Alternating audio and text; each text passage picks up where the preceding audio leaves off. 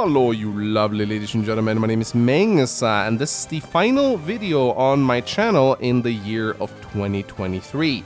By the time this video goes live, I expect I'll be outside watching the fireworks in my town, and after that I'll be heading over to Panzergrass Place where we will be doing some barbecuing to celebrate the new year. Depending on where you are in this big wide world, the New Year's Eve may already be happening for you, or maybe it is still some hours away.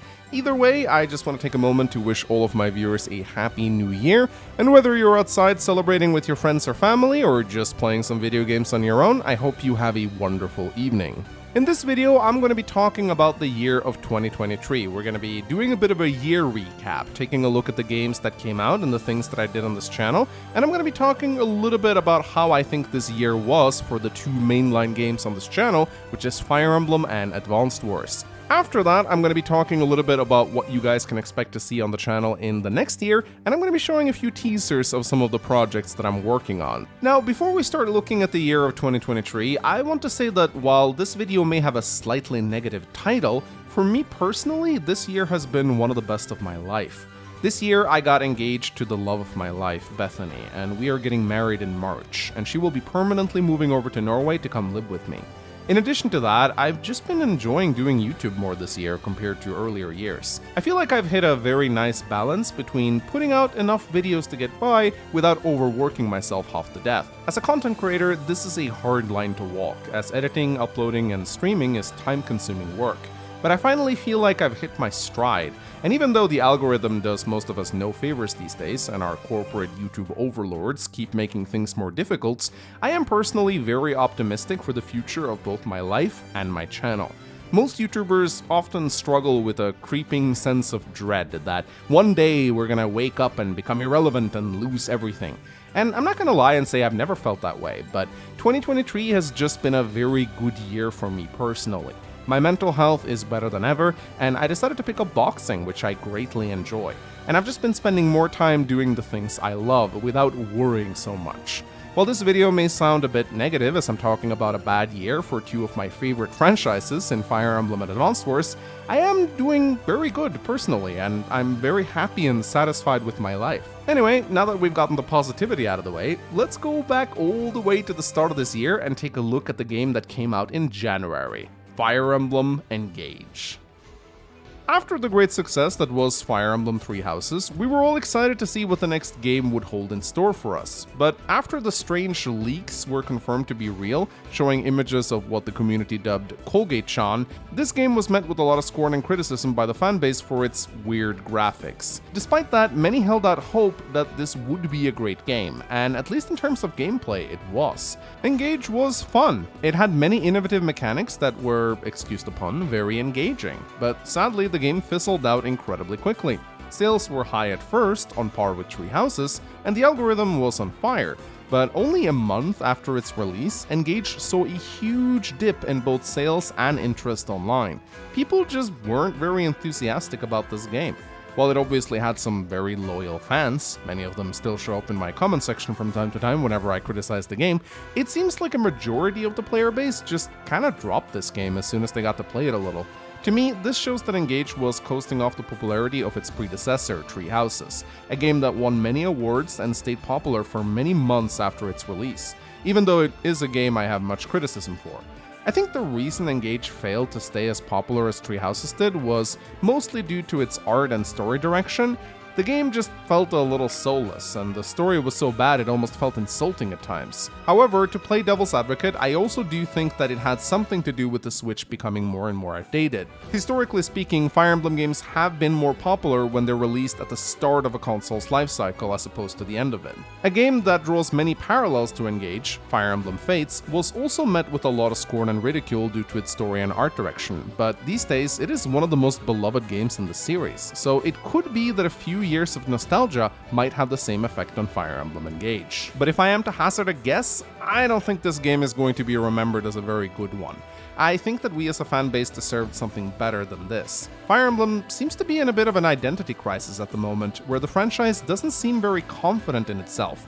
From a game developer perspective, I understand that you want to keep evolving the franchise and try new things, but to me, I think that we're adding on too much unnecessary stuff to Fire Emblem, and I think it's time we have a step back in the direction of a more classic game, a return to the roots of the series, so to speak. Engage felt a bit too weird and quirky, and I think it is partly to blame for the series being in a bit of a drought at the moment, but if the next game is good, I believe we can turn this around.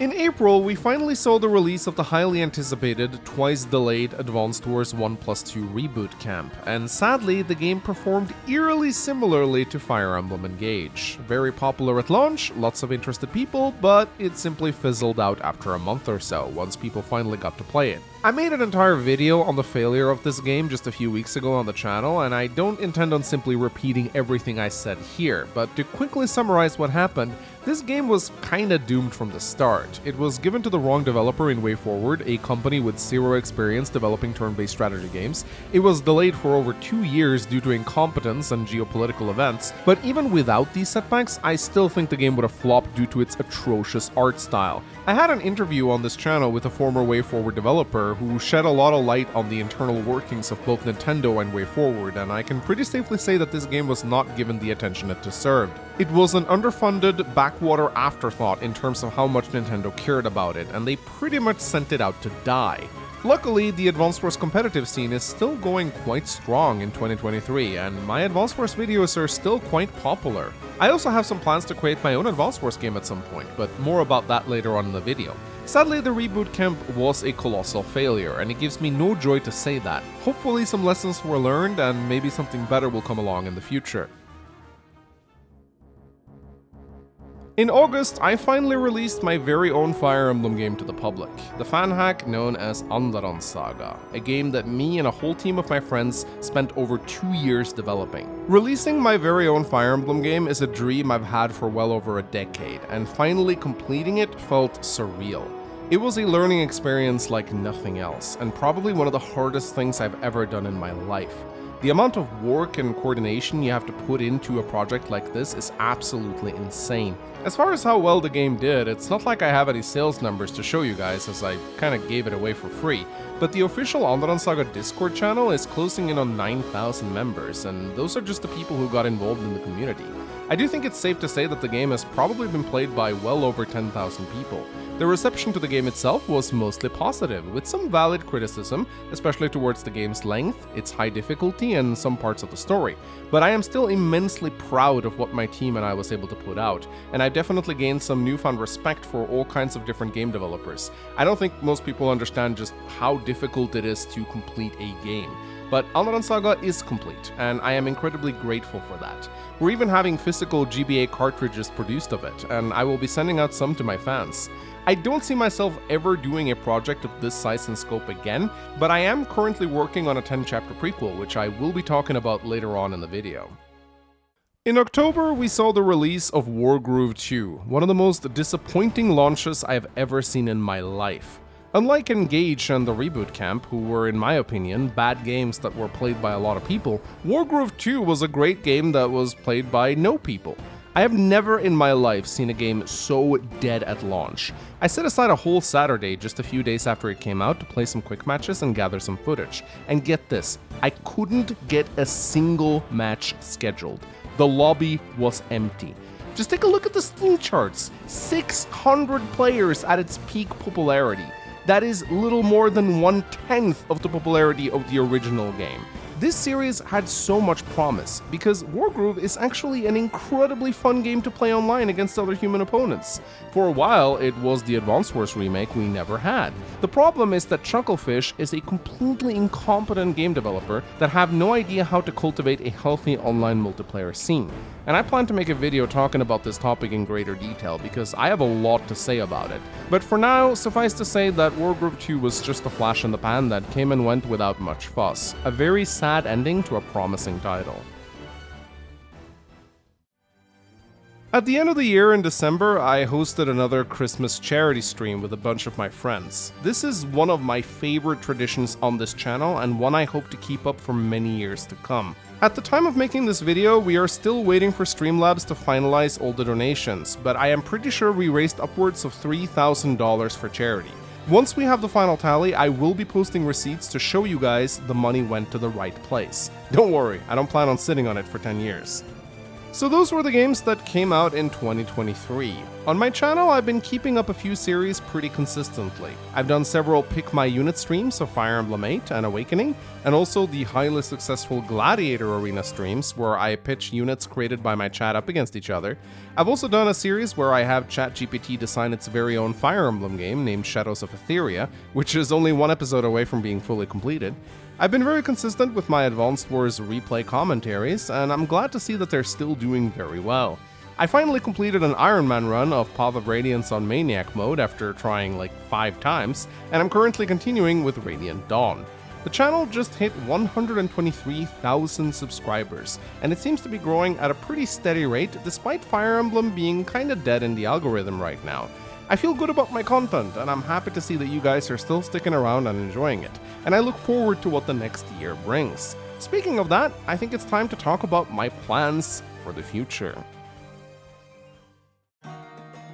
In 2024, I plan on continuing doing the things I know you guys love, such as Iron Man streams, more replay commentaries, and videos of both Fire Emblem and Advanced Wars alike. Coming up in the middle of January, I will be doing the 4th season of the Advanced Wars Grandmaster Live Tournament with Deegis. In the same month, I also plan on starting one last final season of Corrin Quests, a playthrough of Fire Emblem Fates where I exclusively play with Corrins I recruit from your bases. The reason I want to do this is because the online Nintendo 3DS servers are shutting down in April for good, meaning we can never do this kind of stream again. At least not in the organic way where I actually visit your bases. Corrin Quest was actually the first thing I ever streamed on this channel, and so the series is very dear to my heart, so we have to send it off with one final season. There will be a video explaining the rules coming out on the channel soon. Sometime during 2024, I very much expect that we will see a brand new trailer for the next Fire Emblem game. In fact, it could be right around the corner, as there's very often a Nintendo Direct shortly following the new year. It has been almost a full 365 days since Engage came out, so we are absolutely due for some kind of news. Based on past release dates, I think we can expect a new Fire Emblem game to come out sometime during summer of 2024 or winter at the latest. I expect that it will be accompanied by a brand new console, and if this is true, then I expect a Fire Emblem Renaissance that will usher in a new golden age similar to the one we had with Awakening, Fates, and Three Houses. However, I do also worry quite a bit, because if the supposed leaks are true, and what we're getting is not a brand new game, but a Fire Emblem remake, in this case, Genealogy of the Holy War, I don't think it's going to sell that well.